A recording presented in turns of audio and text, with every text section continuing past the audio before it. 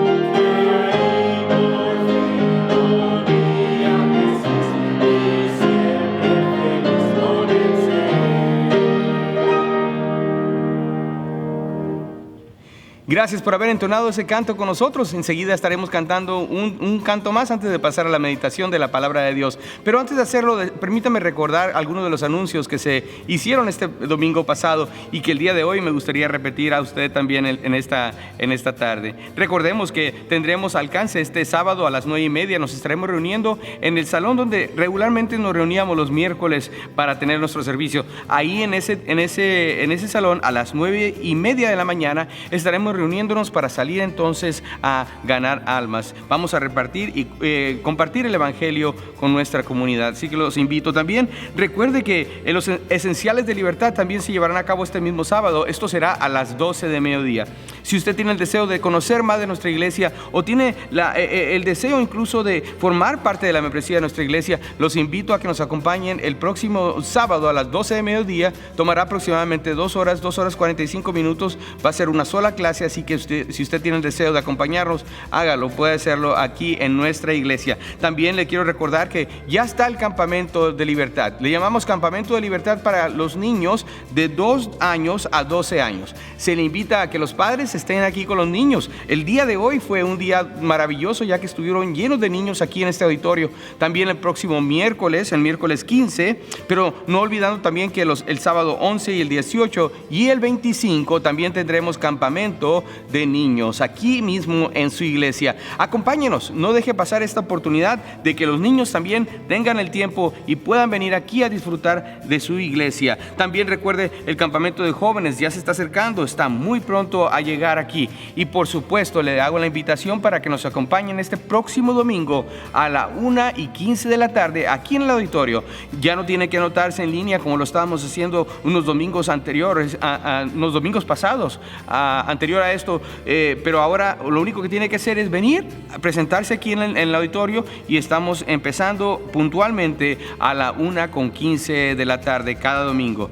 Gracias a Dios que tenemos una iglesia en la cual se encuentra abierta al público. Es una iglesia donde usted puede invitar a alguna persona que venga a escuchar de la palabra de Dios, y para mí sería de gran gozo poder ayudarle.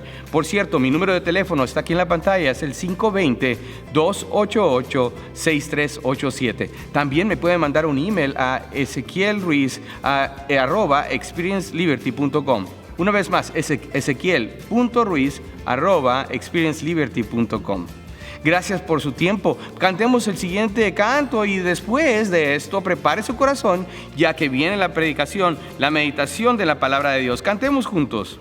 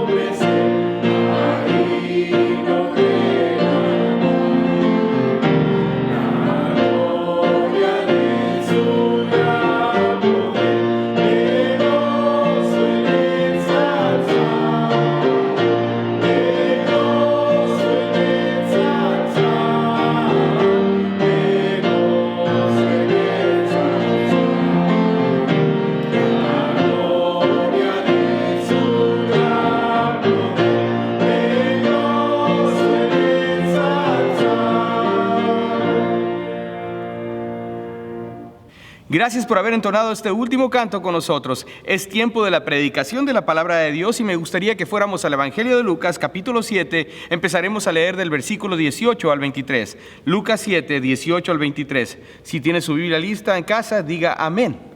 Amén. Así que vamos a iniciar leyendo la palabra de Dios. Y el título en esta tarde, el título del mensaje es ¿por qué la duda del creyente? ¿Por qué la duda del creyente? Leamos entonces lo que dice la palabra de Dios a partir del versículo 18 al versículo 23 en el capítulo 7 del Evangelio de Lucas. La palabra de Dios dice lo siguiente: los discípulos de Juan le dieron las nuevas de todas estas cosas, y llamó Juan a 2 de sus discípulos y los envió a Jesús para preguntarle: ¿eres tú el que había de venir o esperaremos a otro? Cuando pues los hombres vinieron a él, dijeron: Juan el Bautista nos ha enviado a ti para preguntarte: ¿eres tú el que había de venir o esperaremos a otro? En esa misma hora sanó a muchos de enfermedades y plagas y de espíritus malos, y a muchos ciegos les dio la vista. Y respondió Jesús, les dijo: id, haced saber a Juan lo que habéis visto y oído. Los ciegos ven, los cojos andan, los leprosos son limpiados, los sordos oyen, los muertos son resucitados, y a los pobres es anunciado el evangelio. Y bienaventurado es aquel que no halle tropiezo en mí. Como un pasaje paralelo a lo que acabamos de leer, me gustaría que vayamos al Evangelio de Marcos, el capítulo 9, versículo 20 al 24. Evangelio de Marcos, capítulo 9, del versículo 20 al 24. Estaremos viendo por un instante, antes de orar por la predicación de la palabra de Dios, estaremos viendo por un instante la confrontación de un padre cuyo hijo era poseído por un demonio, y veremos la conversación que se dio en este momento entre nuestro Señor Jesús y el papá de este muchacho. Marcos 9, 20 al 24 dice la palabra de Dios: y se lo trajeron. Y cuando el espíritu vio a Jesús, sacudió con violencia al muchacho, quien cayendo en tierra se revolcaba echando espumarajos. Jesús preguntó al padre: ¿cuánto tiempo hace que le sucede esto? Y él dijo: desde niño. Y muchas veces le echan el fuego y en el agua para matarle, pero si puedes hacer algo, ten misericordia de nosotros y ayúdanos. Jesús le dijo: si puedes creer, al que cree, todo le es posible. E inmediatamente el padre del muchacho clamó y dijo: creo, ayuda mi incredulidad. Padre, te damos las gracias, Señor, por tu palabra. Te suplicamos ahora, Señor, que la bendigas y que hables a nuestro corazón. Necesitamos escuchar de ti, oh Padre eterno. Y te ruego, Padre, que por favor obres en los corazones individualmente, donde nos estén escuchando en este momento. Te ruego, oh Padre eterno, que tu nombre sea glorificado a través de tu Hijo Jesucristo, al quien sea la honra y la gloria, en el nombre de Jesús. Amén. Amén. Esta es una de las posesiones demoníacas más graves que encontramos en el Nuevo Testamento. Este demonio de alguna manera había silenciado a este joven para que no pudiera hablar. Había afectado a este joven de tal manera que tenía incluso convulsiones. El padre que lidiaba esta situación vino con el Señor después de escuchar que Jesús se encontraba en esa área. Vino con él y vino y le trajo a su hijo. El Señor le pregunta: ¿desde cuándo es que está ocurriendo esta situación? Él le dice: desde su infancia, lo cual nos dice a nosotros de que este era un joven, quizás un joven apenas entrando a su adolescencia. Luego le pregunta al Señor Jesús si pudiera ayudar a su hijo, y el Señor Jesús le responde de la siguiente manera: al que cree, todo le es posible. La respuesta del Padre es famosa. Es una respuesta que la encontramos únicamente en este Evangelio, donde dice: creo, ayuda mi incredulidad. Marcos 9:24. Todos lo entendemos como un creyente que duda. Es decir, creo, pero mi fe es incompleta. El Padre está siendo atacado por la duda.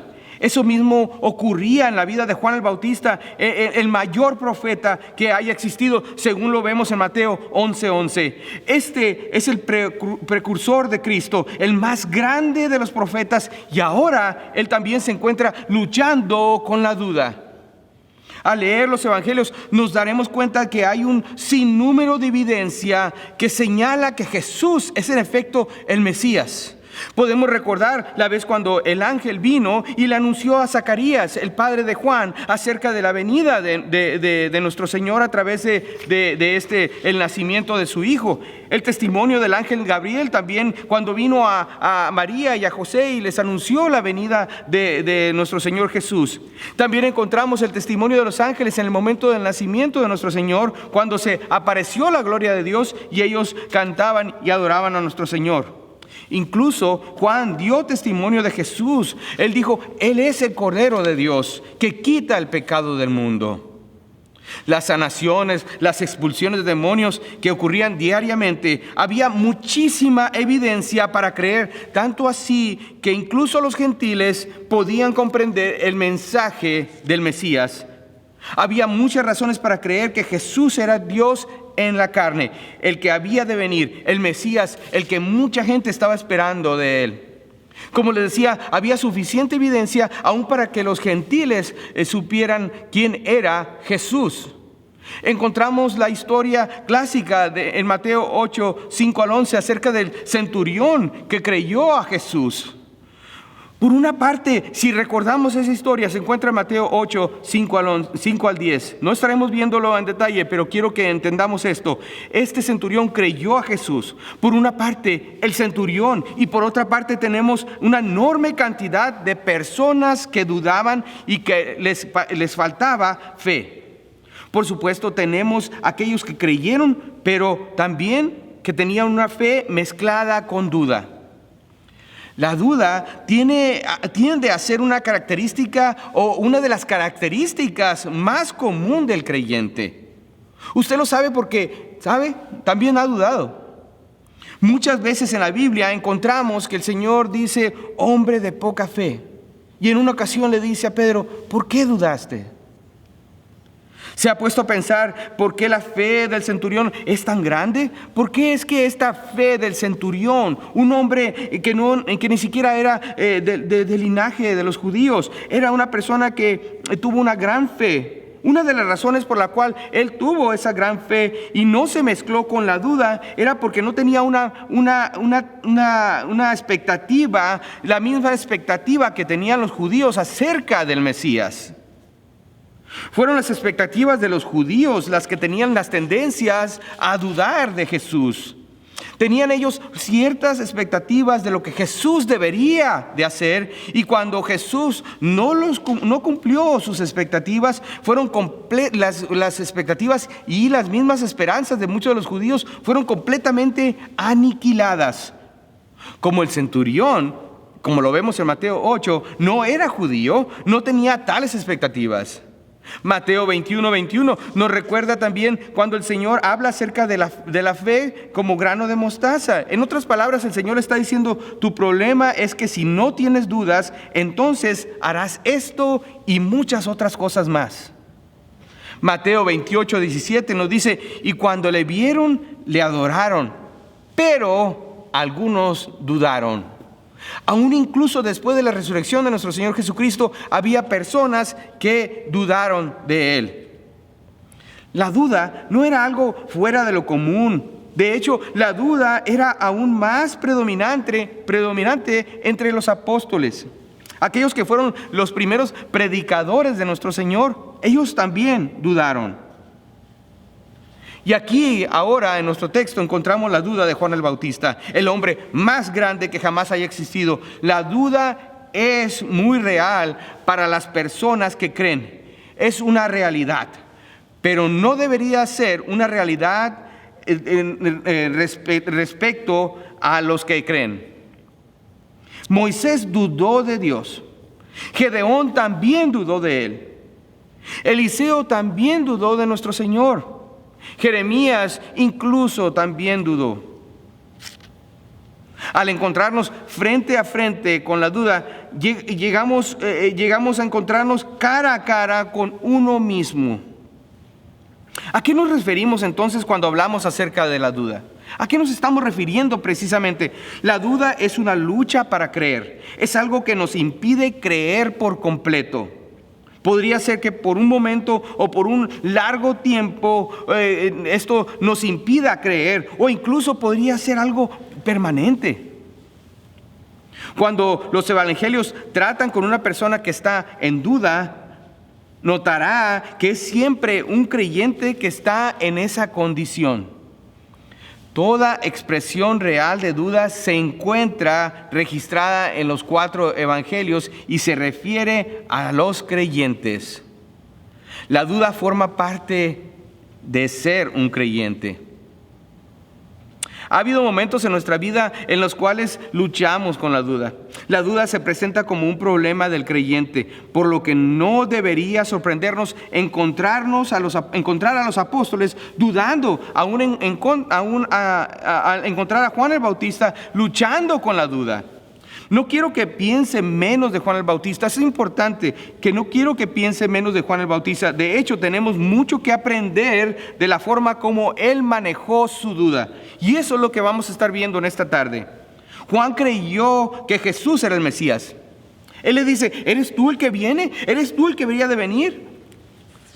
Él dudó. Pero sabemos que como él en Lucas 3:16, él vuelve a decir una vez más que él reiteraba en creer en nuestro Señor. Él nos afirmó una y otra vez que él era un creyente. Juan predicó el Evangelio, incluso a la gente que le predicó acerca de Jesucristo. Él predicaba constantemente acerca del Evangelio del arrepentimiento. Juan le reprochó a Herodes lo que estaba haciendo. Herodes, de acuerdo con la historia que encontramos en los Evangelios, había tomado por mujer, la esposa de su hermano. Para hacerlo aún más complicado, esta mujer era su sobrina, como lo vemos ahí mismo en los Evangelios. Así que Herodes arrestó a Juan porque Juan vino y lo reprendió y le dijo: lo que estás haciendo no está bien. La fidelidad de Juan le costó su libertad y finalmente le costó su vida. Juan creía, pero la duda crecía en los bordes de su fe. Esto no iba como debería de ser. Podría pensar Juan: así no es, esto no debería de estar ocurriendo. Así que envió a uno de sus discípulos y le preguntaron: ¿eres tú el que esperábamos? Ahora nos encontramos cara a cara con la duda de Juan. ¿Qué causó su incredulidad? ¿Qué fue lo que causó su incredulidad? Note que la duda no destruyó la fe de Juan, sino que le ayudó a complementar su fe. Su fe fue probada por la forma en que reaccionó a sus dudas. Si él no hubiera tenido confianza en Jesús, no habría ido a Jesús para disipar sus dudas. Él está pidiendo a Jesús que resuelva sus dudas. Él está luchando con la tentación e hizo todo lo que deberíamos hacer cada uno de nosotros cuando nos encontramos frente a frente con la duda. Este es el mismo principio que tenemos que tomar nosotros hoy en día para así salir de la duda, ir directamente a la palabra de Dios y no a otro lugar. Juan el Bautista dudó, y la razón por la que dudaba es porque algunas cosas no le fueron aclaradas. Es importante entender que nosotros mismos tenemos dudas, y es importante ser honesto con nosotros mismos. Y estas son algunas de las razones por las cuales nos enfrentamos con la duda. Vamos a ir al punto número 1. El punto número 1 nos dice la tragedia personal. La tragedia personal. La duda se puede desglosar en estos factores. La letra percepción equivocada. Una percepción equivocada. Pensemos en Juan. Ahora está encarcelado y su vida corre peligro. Él ha estado ahí durante meses, tal vez incluso por el transcurso de un año. Hablando humanamente ahora, él podría estar pensando: esta es una recompensa por una vida de fidelidad. Pronto será ejecutado, y esto es lo que obtiene el precursor del Mesías. Ha sido traído ante el pecador más poderoso de su tiempo, y como resultado de su osadía ahora está sentenciado a muerte. Esto no parecía consistente con el poder del Mesías. ¿No podía el Mesías hacer algo al respecto? De hecho, Jesús nunca ha estado ahí para visitarlo. Nos dice la palabra que Juan no hizo nada que fuera en contra de la voluntad del Señor. Escuche bien, la duda proviene de nuestra incapacidad para manejar las circunstancias negativas al percibirnos a nosotros mismos como personas fieles. Ahora, eso no le sucede a las personas que son fieles. Note lo siguiente: si está usted jugando con el pecado y está siendo desobediente cuando las cosas van mal, usted sabe por qué van mal. No tan solo que hay una percepción equivocada, sino que hay una expectativa equivocada. Letra B, expectativa equivocada.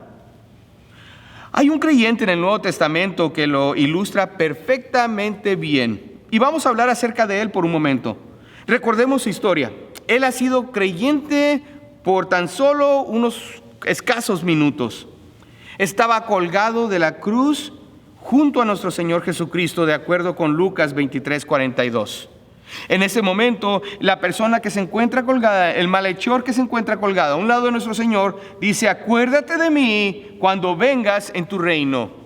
Esto es en el versículo 42, pero vayamos a un versículo anterior, al versículo 41. Observe lo que dijo al otro ladrón: nosotros, a la verdad, justamente padecemos, porque recibimos lo que merecieron nuestros hechos. ¿Ves que él no está diciendo: Señor, soy un creyente, ¿por qué me está pasando esto? Él no tenía ninguna razón para decir esto. Él no tenía la expectativa equivocada. Si nosotros nos acordamos que lo único que merecemos es la muerte, entonces nuestra percepción de la vida cambiará y tendremos la expectativa correcta. Usted puede decir: pero pastor, ¿qué no dice el Señor que todo se acabará, todo el problema acabará? Claro que acabará, en el momento que lleguemos a la presencia de nuestro Señor.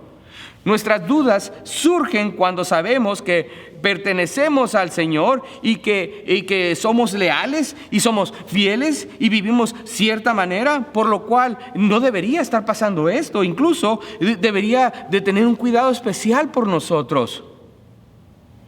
A veces no alcanzamos a ver que todas nuestras circunstancias son para su propósito y para su gloria. Las tragedias personales que la gente experimenta producen duda. La muerte de un niño, de un creyente que ha sido fiel, la pérdida de un cónyuge, ya sea por muerte o por infidelidad, la pérdida de un amigo, la pérdida de una persona por un ataque o algo, o un accidente o una enfermedad como la que estamos viviendo en este momento. La carne toma ese tipo de circunstancias y la usa como división para ponernos entre nosotros y Cristo. Juan estaba luchando con eso, pero hizo lo correcto. Fue directamente al Señor. Él comenzó a tropezar. Fue al Señor e hizo lo mismo que el padre del joven, del cual hablábamos anteriormente, hizo también. Y fue y le dijo: ayúdame, Señor, ayúdame, creo, pero ayuda a mi incredulidad. La duda puede surgir no solo de tragedias personales, sino también de influencias populares. Influencias populares, es el punto número 2. Y nos vamos directamente a la letra A. Una imagen creada. Juan fue en parte una víctima de los errores y percepciones de la época acerca del Mesías. Se había formulado una imagen dentro de la comunidad judía sobre el Mesías. ¿Qué sería? ¿Qué haría? ¿Qué va a pasar entonces con este gobierno? Juan había sido, al igual que los demás discípulos, al igual que los demás judíos, había sido influenciado por una imagen creada del Mesías. De hecho, ¿recuerdan al centurión? Es tan cierto que una de las razones por las cuales el centurión tuvo tanta fe es porque la manera como él comprendía las cosas. Él no había sido influenciado por el punto de vista del judío.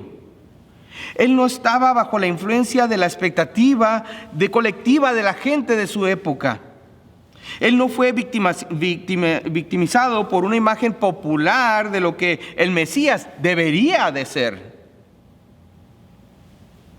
Recuerden, nosotros venimos de un trasfondo, muchos de nosotros, y yo me incluyo en esto, de un trasfondo de la religión oficial, y tenemos una idea completamente errónea de lo que en verdad es nuestro Señor Jesucristo. Así también ellos. El Mesías no estaba haciendo lo que todos pensaban que haría.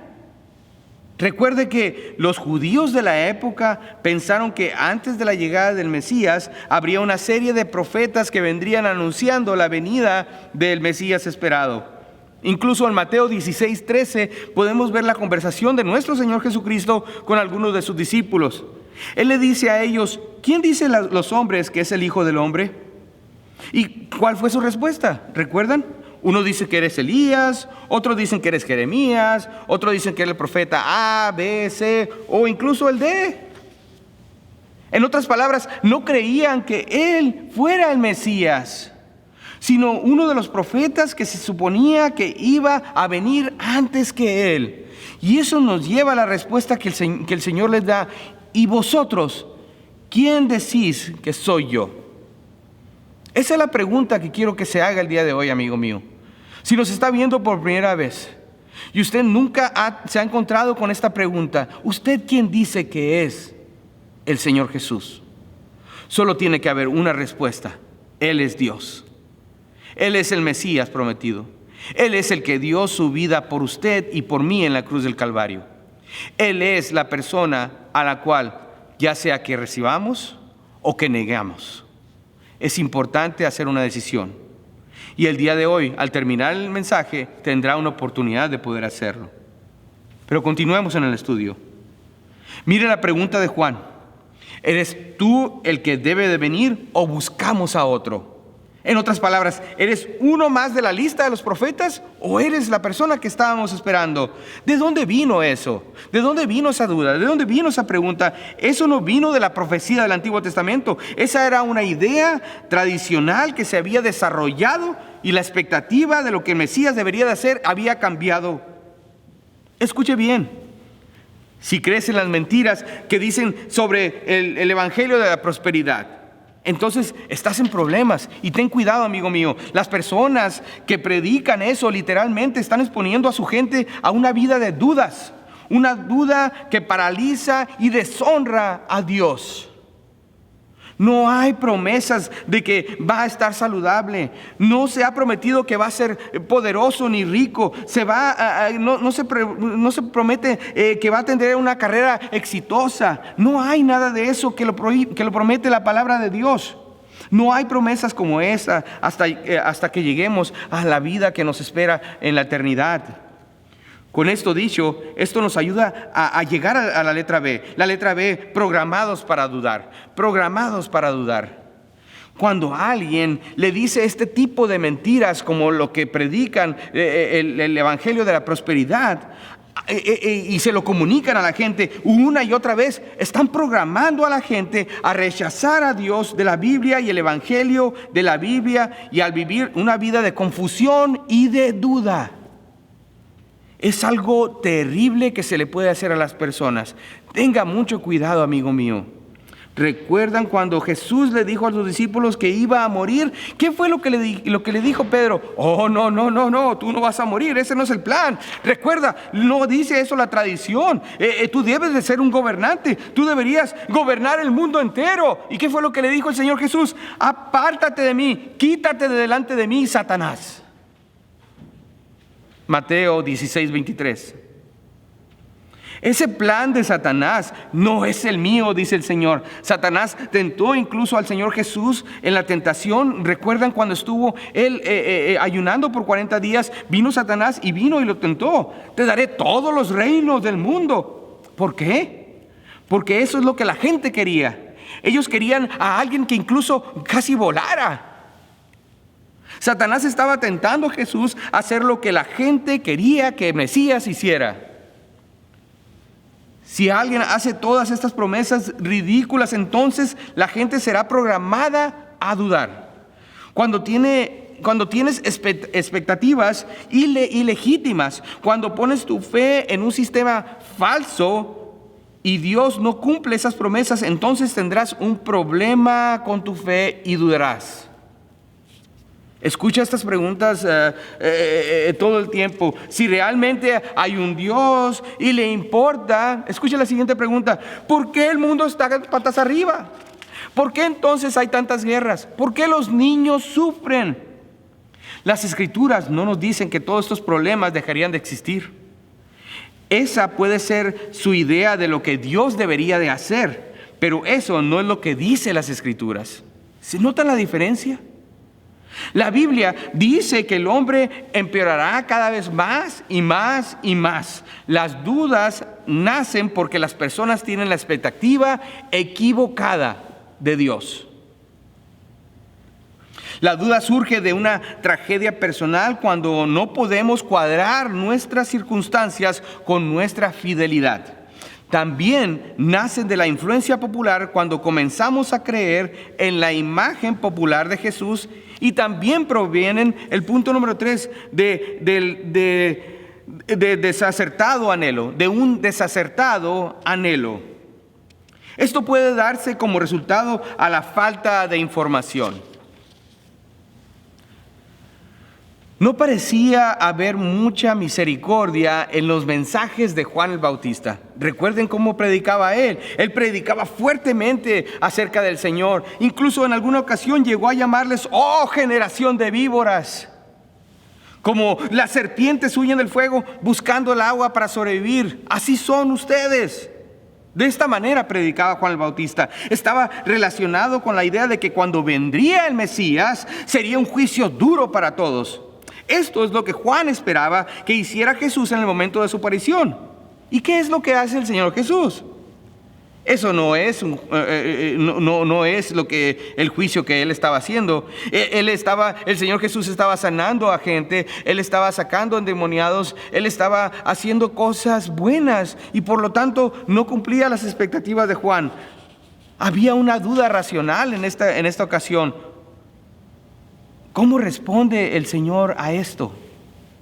En nuestro texto veamos lo que dice la palabra de Dios. El versículo 21 dice de la siguiente manera: en esa misma hora sanó a muchos de enfermedades y plagas y de espíritus malos, y a muchos ciegos le dio la vista. Inmediatamente él hace un despliegue masivo de milagros. Una explosión de poder espiritual, algo que ha estado haciendo regularmente, pero esta ocasión lo muestra personalmente, un milagro tras otro, y se lo enseña a los discípulos de Juan. Por cierto, hubo una ocasión cuando los fariseos pidieron también una señal, pero ellos no venían buscando aclarar su incredulidad. Ellos venían únicamente para retar al Señor. Pero Juan buscaba sinceramente una respuesta de nuestro Señor. Y por lo mismo el versículo 22 de nuestro texto dice lo siguiente: y respondió Jesús, le dijo: id, haced saber a Juan lo que habéis visto y oído. Los ciegos ven, los cojos andan, los leprosos son limpiados, los sordos oyen, los muertos son resucitados, y a los pobres es anunciado el Evangelio. Esto era evidencia de que el reino había llegado y por lo tanto el rey estaba presente. Juan conocía sin duda el Antiguo Testamento. De hecho, él podía referir esta información a lo que leemos en Isaías 35. Y quiero que vayamos a la palabra de Dios ahí mismo en Isaías 35. Veamos desde el versículo 3 en adelante. Veamos lo que dice la palabra de Dios del versículo 3, capítulo 35 de Isaías en adelante. Dice así: fortaleced las manos cansadas, afirmad las rodillas endebles, decid a los corazones apocados: esforzaos, no temáis. He aquí vuestro Dios viene con retribución, con pago. Dios mismo vendrá y os salvará. Entonces los ojos de los ciegos serán abiertos y los oídos de los sordos se abrirán. Entonces los cojos saltarán como un ciervo y cantará la lengua del mudo, porque aguas serán cavadas en el desierto y torrentes en la soledad. Esto es lo que nos dice el profeta Isaías. Sin duda, Juan el Bautista conocía acerca de ello. En otras palabras, él le dice: el rey está aquí. Dios tu Salvador ha llegado. Y bienaventurado es aquel que no haya tropiezo en mí, dice el Señor Jesús. Juan, serás bendecido si crees esto. No permitas que tu tragedia personal, no permitas que las opiniones o influencias populares, no permitas que tu desacertado anhelo sea la causa que te ofenda, Juan. Recuerda, no te ofendas de tu Señor. Jesús le dijo a Juan que el reino había sido inaugurado. Y yo, Jesús, dice, soy el rey porque lo que se prometió ahora se está cumpliendo. La población en Israel, la población en Israel en su mayor parte se ofendió por Jesús y lo rechazaron y finalmente lo llevaron a la muerte. ¿Pero qué pasó con Juan? Mateo 14:10 nos dice que Herodes hizo decapitar a Juan y le dio la cabeza a una jovencita que bailaba delante de él. Sus discípulos se llevaron el cuerpo y se lo informaron a Jesús. Juan fue decapitado antes de que Jesús fuera crucificado, antes de que Jesús resucitara entre los muertos. Juan el Bautista nunca escuchó de lo que el Señor pensó, porque era un prisionero, él se encontraba preso. Nunca vio las demostraciones de poder y cuando murió, los discípulos vinieron a decirle a Jesús. ¿Por qué vinieron a decirle a Jesús de la muerte de Juan? Porque Jesús era el Mesías de Juan. Juan recibió el mensaje de que el reino había sido inaugurado. Y déjame decirte algo, el reino todavía en su lugar, en ese lugar estamos en este momento en el reino de Dios. Ahora usted ha recibido el mensaje. ¿Qué va a hacer con él? Jesús es nuestro Rey. Porque Él continúa dando misericordia y Él continúa dando vida, Él continúa dando perdón, Él continúa dando la salvación y tenemos la salvación en Él. Juan le preguntó, necesito saber si tú eres el único, necesito saber si tú eras aquel que estábamos esperando. Y Él quedó satisfecho con la respuesta que recibió de Cristo. El hombre más grande que haya existido se había ido, realmente era su momento. Su obra había acabado y murió creyendo en el Señor. Hoy en día tenemos más información, muchísima más información acerca de Cristo que lo que pudo haber tenido Juan en aquel entonces. Jesús dijo en el versículo 23, y bienaventurado es aquel que no halle tropiezo en mí. La duda, amigo mío, debería ser el comienzo para buscar la verdad escrita en este santo libro. No deje que la duda lo aleje del Señor. Permita que la duda lo acerque a Él al buscar las respuestas directamente de la palabra de Dios. Y escuche la voz del Espíritu Santo cuando le hable y le diga, yo soy el Mesías, el que tú estás esperando. Oremos al Señor.